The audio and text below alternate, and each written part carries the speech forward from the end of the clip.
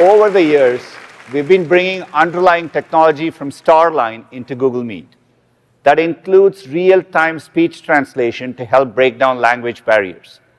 Here's an example of how this could be useful when booking a vacation rental in South America. এবার ব্যবহারকারীদের জন্য translation feature যোগ করতে চলেছে Google meet. একটি ভাষা থেকে অন্য ভাষায় রিয়েল টাইম ট্রান্সলেশন করবে এই ফিচার। এই নতুন বৈশিষ্ট্যটি ভিডিও কলের সময় কথ্য শব্দগুলিকে শ্রোতার পছন্দের ভাষায় অনুবাদ করবে।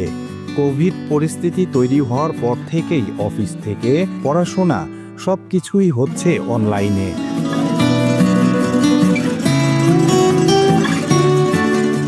স্কুলের ক্লাস থেকে অফিসের মিটিং অথবা ভার্চুয়াল গেট টুগেদার সব ক্ষেত্রেই প্রয়োজন online video calling platform.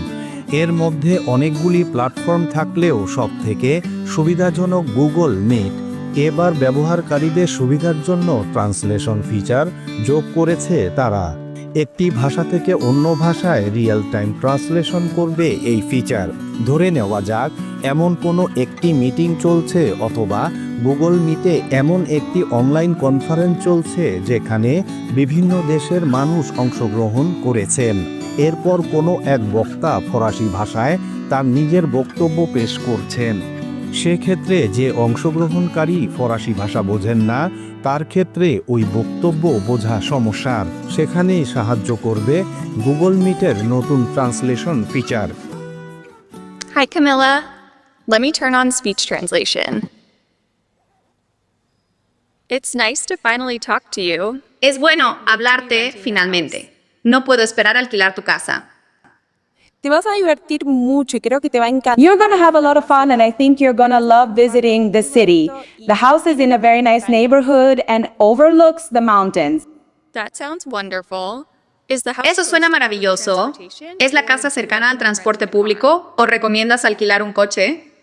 Hay un autobús cerca, pero there's a bus nearby, but I would recommend renting a car so you can visit the nature and enjoy it. That sounds great. Eso suena genial.